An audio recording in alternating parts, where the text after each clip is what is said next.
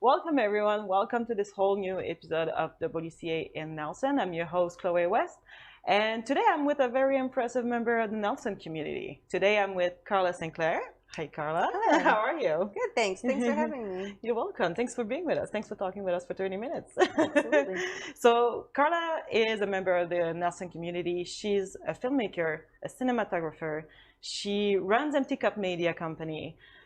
She's an educator. Her portfolio is beautiful and big, and she's going to talk to us about it today. First of all, can you start by telling us a little bit about your professional background and what led you to do what you do today? Sure. Well, I picked up a video camera when I was 12. Oh. I'm originally from the East Coast, from New Brunswick, and I lived in the country, and borrowed my best friend's grandmother's camera when we started making movies when we were 12 years old, and I never really put it down. Like, it was always a hobby, something that I just found really enjoyable and engaging. But then I guess when I was 16, I bought my own video camera and won like a Stop Racism Much Music competition, which was the first time where I was like, oh, wow, I can actually like do something with this. Then I ended up going to university for journalism, and it wasn't really vibing with that. It's a little bit different, right? Yeah, I'm very like, I want hands-on stuff. I love like talking to people, and it just wasn't the quite the right learning environment for me. And so I quit university and moved out to BC to snowboard and work at a coffee shop. That's it. So, that's what we all do. That's what I did. Best decision ever. Yep. So I really spent some time out here, you know, just on the mountain, and I knew I wanted to go back to school, and I found a program at Selkirk College that was much more hands-on, and I remember reading about it. It was like it just lifted off the page, and I was like, of course, like this is what I've been doing forever. Yes. And so I went back to school for the program I took was like, it was a comprehensive like foundational media program. So it was like programming and graphic design and video production. Wow. But then I followed that up with the International Digital Film Program that Selkirk was offering at the time. And so that was much more cinematography and business for film. So that's where I got sort of my foundation, you know, on top of just the hobbyist learning that I did on my own. Do they put you right to work after you? Oh, really? Oh, wow, that's helpful. You mean like right to work while I was in school? Well, I mean, after you're done school, do you already have a job lined up for you? No. Okay, sorry. No, I didn't. Sorry, I misinterpreted your question. That would have been cool. Yes. That would have been cool. Absolutely. So for how long were you in school for? 3 years. 3 years. Yeah, so the first program was a 2-year, and then the second program was a 1-year. Wow, awesome. And were you, when you moved to British Columbia, where was your first stop? Where did you go? Hey. That's awesome. So you went to Red Mountain. I did. And Selkirk College was here in Nelson? Yeah, so I lived in Roslyn for about 1.5 years before relocating to Nelson for school. Okay, awesome. Yeah. And then I was dabbling a bit in radio. I worked in radio for a bit here, and I had like some small video clients that I took on after school. And then also one of the my students, the students I graduated with, one of my friends in the film program, Amy Bohegan, she's actually a local filmmaker as well. She does amazing work.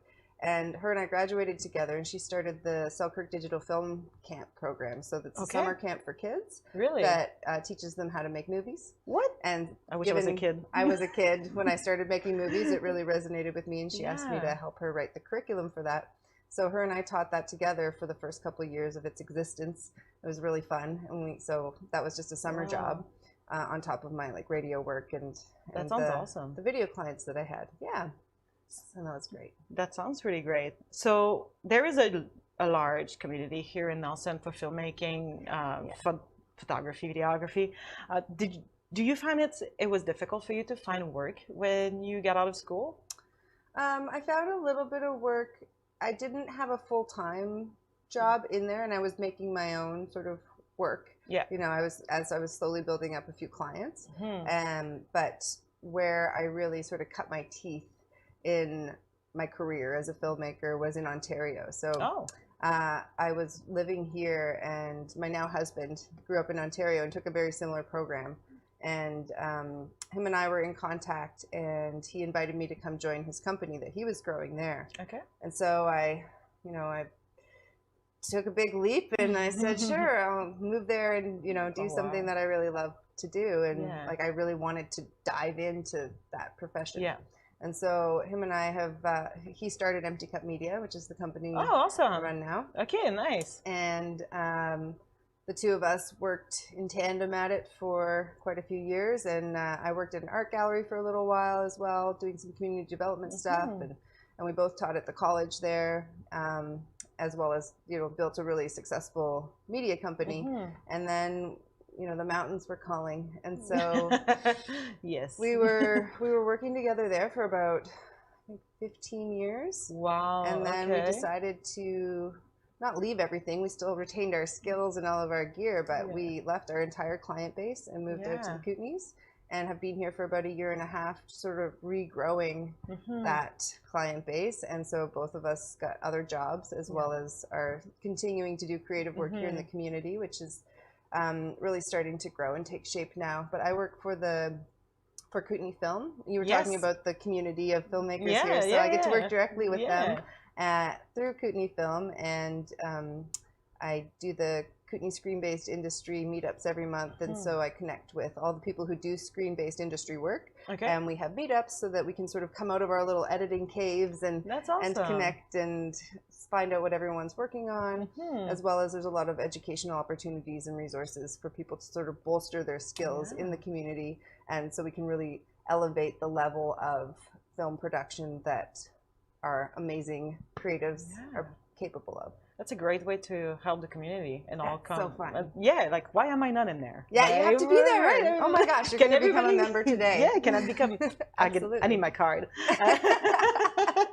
So everybody can just like message you and be like, can I join in? So it's a Facebook membership. So you can go to Facebook, and it's the Kootenay Screen-Based Industry. Okay. And that's where you can find out about all the monthly meetups. And we also have other events that you can sign up for. We have workshops and things like that through Kootenay Film. Yeah. I'm glad that I know. Yeah. I'm glad that I know now. I'm excited to see you at the next one. It's a really amazing group of people. Like, we have screenwriters and sound people and camera operators and documentary filmmakers and sports filmmakers. And it's a way to like really find that community of people who are doing very similar things, but like also different things. And so we all learn from one another, and that's amazing. It's a warm space to like really connect.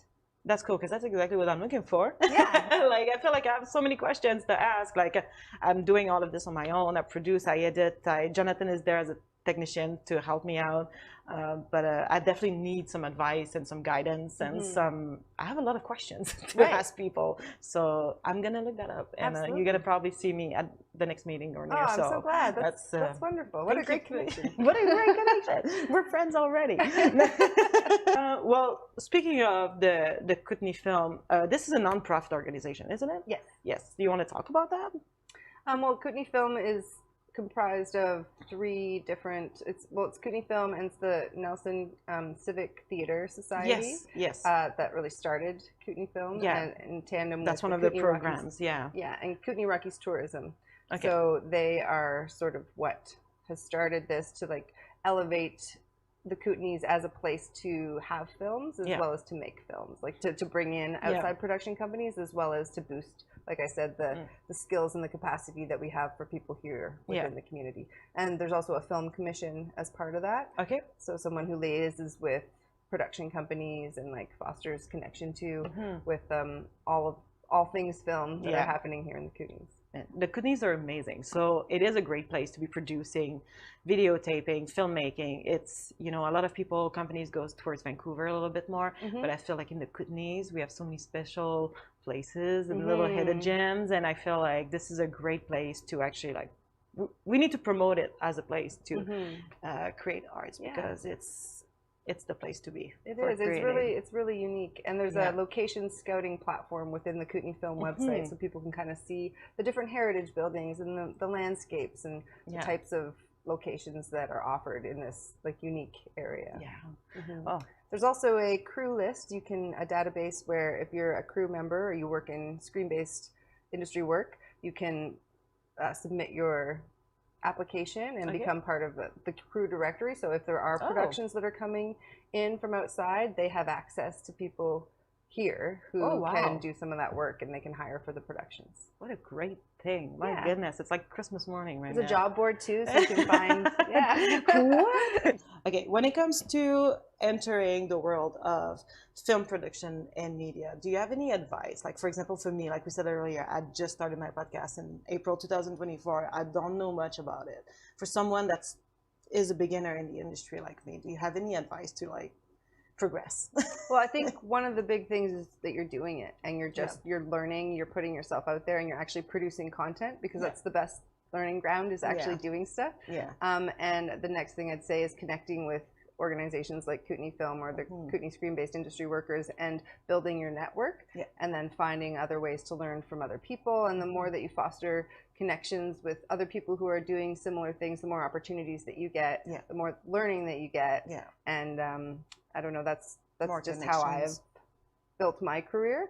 I mean, there's lots of avenues within film, so like you can become a union worker and work, you know, in big sets like that. And but like Colin and I have built our business from the ground up, and really did a lot. Like, we own all of our own gear. We're sort of like a two-person crew.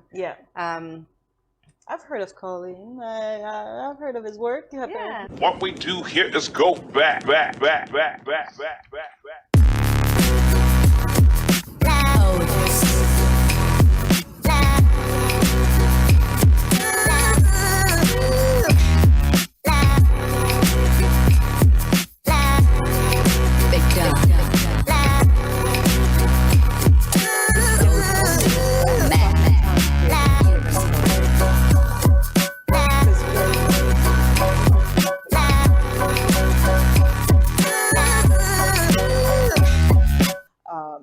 What else do you have going on professionally? What else coming up for you professionally as an individual?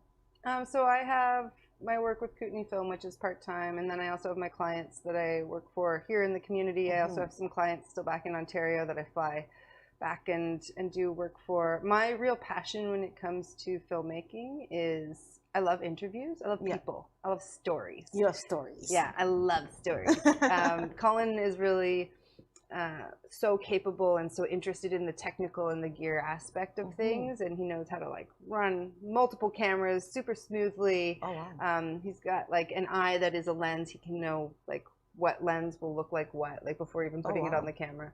I love people. Like, I just really love to connect with others and collect stories. And so I am in the beginnings of working on a project called Story Collector, and it's going to be an online platform, but I call it it's like a traveling library of human experience. Okay, and interesting. So it's essentially just all interviews, and like it could be like a minute long to 20 minutes long, and it's people telling me just like little snippets, stories of their life. Like, so not a life story, but it could be a 4-year-old telling me about something. It could be a 98-year-old telling me about something. But I'm collecting stories from all possible realms and categories, because it's sort of how I learn about the world is through other people's stories. Because if we are only walking through life and thinking about it through our lens of experience, it's so narrow. So like, the more I find that the more people I talk to from all different backgrounds and cultures and experiences, the more my lens on how I see the world becomes a lot more broad. And I just find that very rich and like engaging, and I kind of am obsessed with like hearing about other people's lives. And so we're always a bit curious. I'm a very curious person. I'm the same way. And so I decided one day, I'm like, this is what I want to do, like, because it's my favorite part of filmmaking. And so it's a sort of a side project that I'm building right now, but I like to do collections, and so I'll do them with like a common thread. So I connected with into it, Movement Studio here in town. They are an incredible company that does like dance and fitness and yoga and just movement in general. It's a beautiful space downtown. And I connected with MJ, who owns it, and she allowed me to go in there, and I did a collection called Body Stories. And so people just came and told me any story about the body. Okay. And so I'm collecting kind of like pockets based on these little themes, as well as some people will just come to me and be like, I have a story for you. I'm like, tell away. Yeah, there you go. That's awesome. I really like the idea. Yeah, and I think that having access, like so many people mistrust media nowadays. Nobody knows what's real. And everyone's attention span seems to be really short. But I really wanted to challenge that and play with like, what if there's no B-roll? What if it's just a talking head at the camera sharing an authentic story from their life? Yeah. And are people going to actually want to listen to this? Of course. And so it's real. Well, exactly. I wasn't sure though. And so I was hired by an organization. So organizations can hire me to come in and collect a bunch of stories, then they can use them for their work, but then it also goes into the library. And so I was hired by the Backdoor Mission for Relief of Poverty in Ontario to do a pilot for Story Collector. And I went, and they're a service hub where they provide hot food and showers and safe warming space. And for people who are experiencing homelessness or mental health and addiction, they have mental health like therapists and workers there. Oh, wow. They also have Service Ontario there, so if people lose their ID. So it's kind of like a one-stop shop for people, especially who struggle to just get around. They don't have to go to all these different locations to try to get their life on track and stabilize. And they really meet you where you're at. So they wanted me to come in and connect with their patrons and help try to destigmatize like a lot of the ideas that people have about someone who's unhoused or someone who's struggling with their mental health. And so it was one of my favorite projects I've ever done. And I still continue to go back there and collect stories periodically. And sounds like a great place, honestly. It's amazing. But a great help to the community. Sorry. It's a really, I just really love it. Oops, sorry, I touched my mic. It's a really incredible place. And I've also found that I really want to spend my energy as a filmmaker or just in anything I do, putting it into something that I care about. Yeah. And so I love working at organizations like that where I have a vested interest in humans. Yeah, it's going to make the whole content even better if you have an interest in it, right? And so we went in, I didn't even bring my camera out for about a month and a half because I really wanted to facilitate roundtables and talk to the workers as well as the patrons. And like, I don't want to just come in with my camera and be like, I know everything and give me your stories. Like, that's a very delicate situation too, right? And you want to respect people's privacy. And so I did a lot of roundtables where I got information from them. I'm like, how is the best way for me to collect these stories? And so we did a few experiments and based on people's feedback. And I found the best, like the sweet spot was just, I set up this like kitchen camping tent with a screen on it in the parking lot where a lot of the hot food was served. And I just set up a sign that said, tell me a story. And I had a big box of coffee. And I would offer people coffee, and that people started lining up. Oh, really? And what I learned from that experience was, because I was like, I'm so grateful. Like, thank you so much for telling me about your life. Absolutely. And so many people just looked me dead in the eye and were like, thank you for listening. You know how little people listen to me? And so I started realizing that I was also doing a service. Yeah. As well as, you know, getting something in return to like build this library. You're not just grabbing, you're like giving back. Yeah. And it's almost a form of therapy for them. Absolutely. To just come and sit down 20 minutes. They kept telling me, they're like, nobody even makes eye contact with me. You know, they walk by me on the street and think I'm a piece of garbage. And the rich, beautiful myriad of stories I was getting, I'm just like, this is informing so much. Again, like my lens just kept getting wider and wider and wider on the world. And it's probably my favorite story collection that I've done so far. Wow. And yeah, it can happen to anybody. You know, like life is just so fragile sometimes, and one occurrence can like shift everything. And so it really, I mean, I'm a pretty compassionate person to begin with, but you know, you keep learning. Oh yeah, the stories you hear, and it definitely open your eyes a little bit more, open your mind on different subjects like that. Like you said, like a lot of times we don't even make eye contact because we're uncomfortable, and we just keep walking, and we don't even bother to say hello. And in the end, it doesn't help. No, it doesn't help anyone. And these people, I think starting by talking to someone like you or anyone, just sit down with them and listen to them. It can help so many people. It helps. We always say, you know, you need to talk. You can go to therapy. It's the first step. It helps. Like, it's the same for people that are in the street. Yeah, like, it's for everybody. It can just, someone that gives them an ear for 20 minutes might just be the first step that they need, and it's going to help them move forward from there, you know? And it changes me too. Like, every time, I think that's one of the most beautiful things that filmmaking has taught me, is that if you just sit there and listen objectively, like, just open your mind. You don't have to agree necessarily with everything someone is saying, but you can sit there and take it in and really listen and try to understand life from someone else's lens. Absolutely. Oh, I love that. My So God, you give me goosebumps. I really love that. I hope I get the chance to see all those little stories one day. Oh, I can show you where some of them are. They're housed on their website. But one other thing I wanted to share about that was, as I was going through this process, some of the stories were like 20 minutes long. It's just someone sitting there talking into my camera. And I started, you know, having self-doubt and thinking, like, is anyone actually going to watch these? Like, is anyone going to actually sit there and look at someone just talking for 20 minutes that they don't even know? And I had this college student write me while I was in the middle of that project, and I'd been posting these stories up on the mission's website.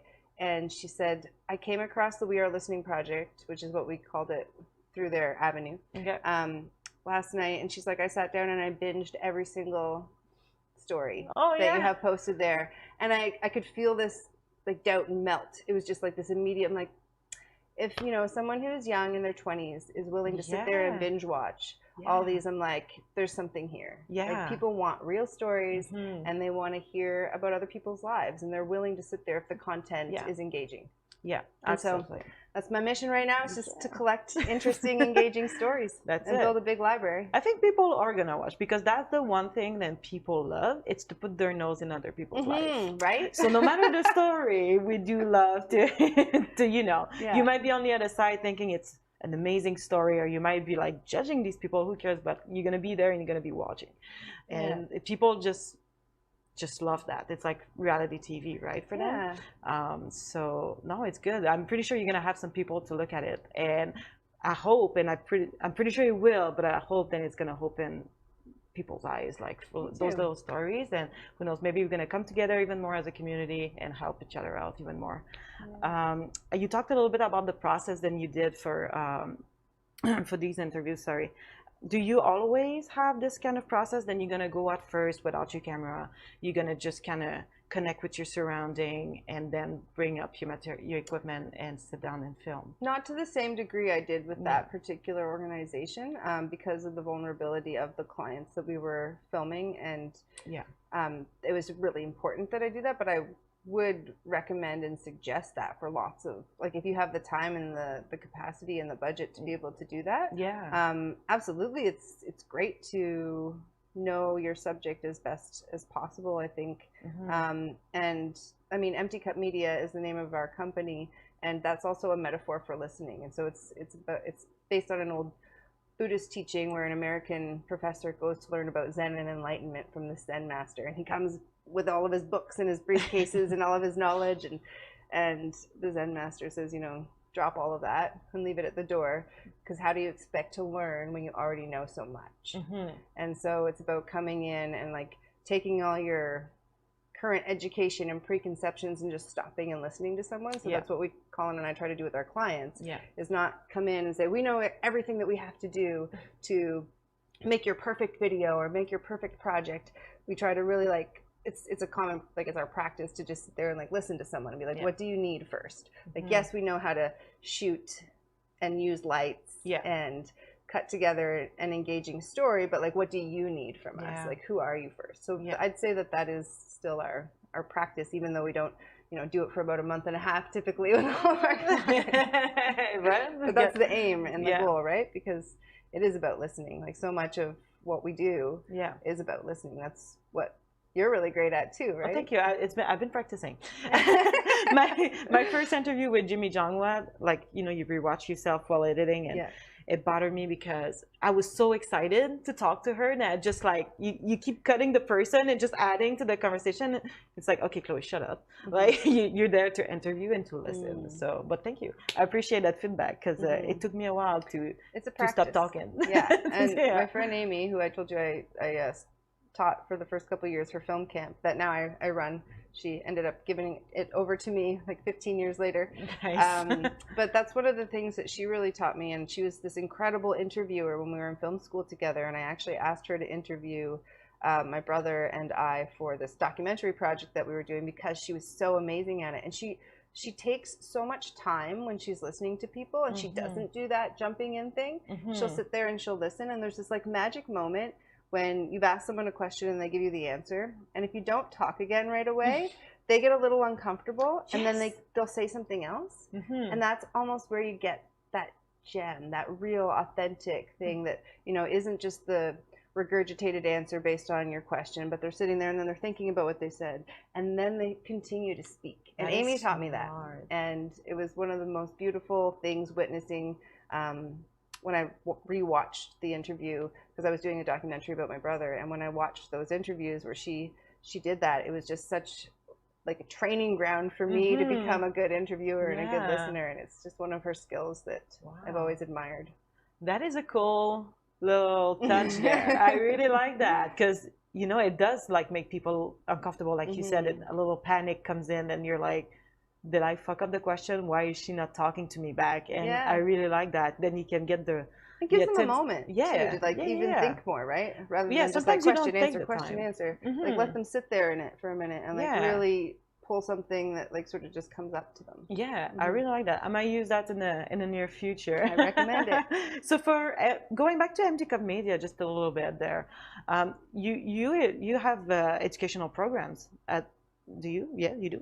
With Empty Cup? Yeah, well, with Empty Cup. Colin and I taught the film camps for a long time in the summer. I still coordinate them. He does other youth programming at the moment. Yeah, I saw that on social media. Yeah. So yeah, he's more like into photography. I've lost him as my co-coordinator. Oh no! I know he's too busy. He's brilliant. So it was. Everybody wants to work with Colin. Yes. There you go. Yeah, he's a great guy to work with. If you can recommend me the best spot in town to create an Instagram story. Oh. Because we're in the media, you know, that's why I'm the best spot in town. Well, it really depends on what you're creating, but fair enough. The location, is very dependent on that. But one of the cool new places to shoot is I know there's a lot of controversy on the new build that was down at the pier there, that wooden structure. But at night, it's got this really cool lights, and it makes an incredible set. Oh, really? Okay, I'm going to have to go check that out. That's a cool spot. Colin just shot a music video for Defied and used that location quite a bit in their music video, and it looks really sweet. Oh. So I really enjoy that spot. There's so many great little nooks here, and like I love when people incorporate the murals. Yes. Oh my God. There's so much different art all over the city and in lots of alleyways, and they're so bright and vibrant, and don't be scared of the alleyway in Nelson. Oh, like we have amazing alleyways. Beautiful. There's some great restaurants and like barber shops and bakeries and all kind of stuff. Absolutely, in the alleyways. You have to check out the alleyways in Nelson. That's like some of the best spots here. I have my routes through the city, like through alleyways, because like I don't know. I think sometimes, as social as I am, I'm also a little introverted, and I also like I'm very curious about like spaces, and so I love checking out the alleyways. But so rather than walk down the sidewalk a lot of the time, I like deke into the alleys and have my little routes to the coffee shop that there you go. Yeah, I love that. It's mysterious, and they're beautiful. They're really beautiful. They're not scary. No, they're not scary. Not in Nelson. Anyways. Not in Nelson. Nah. Nelson and Roslyn, alleyways, all the ways. Yeah. For summer lovers, a great place with breathtaking landscaping where we can catch the perfect sunset on camera. I love being out at Kokanee Creek. Oh, we go there almost every day. This was last year in 2024 in the summer, we were camping there and caught the Northern Lights and got some incredible photos off the beach there. Okay, wow. So that's just a place that I love to go, and it's always gorgeous. And there's so many different spots along the water's edge where you can get different perspectives. out at 6 Mile as well. 6 Mile Beach. 6 Mile Beach. It's one of the best. Some story collector interviews out there. Yeah, 5 Mile is pretty cool too. It's a little bit smaller, but no, a lot of beaches on that side. Yeah. I just really love the, like, as a filmmaker, I love the depth of field, right? So those long backdrops. Yes. They just create such beautiful. It's a gorgeous area. We're very lucky to have that nearby. All right, last recommendation needed. The cutest spot in Nelson to take a couple selfie. I'm doing media stuff right now, so I don't know if you guys know this. It's a media game. I was always asking the same questions.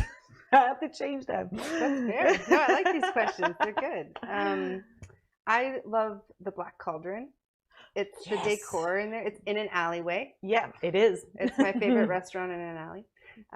And I just love the decor and the lighting. They have these green velvet seats and like the walls are all black and they have very interesting art up, and they're behind the bar. They have this really cute like elixirs neon sign, and it's like a witch house. It's so beautiful. It's like this apothecary every time they make a drink, and one of the drinks that I get there, it's like is it the whiskey that comes in the glass? No, it's a Burning Meadow. I don't drink alcohol, and it's like a 0 proof drink, and but it comes out with one of those glass covered things, and then they pull it up and it's got smoke that wafts. That's what I had with my whiskey. Oh yeah, I love that thing. I want to get one of those. Yeah, it's so beautiful. So impressive. It's a whole show. Every sip so magical. But there's just so many beautiful nooks in that space that I think would be great for lots of selfies. Yeah, for sure. Well, that's it for our show today. That's it for our episode.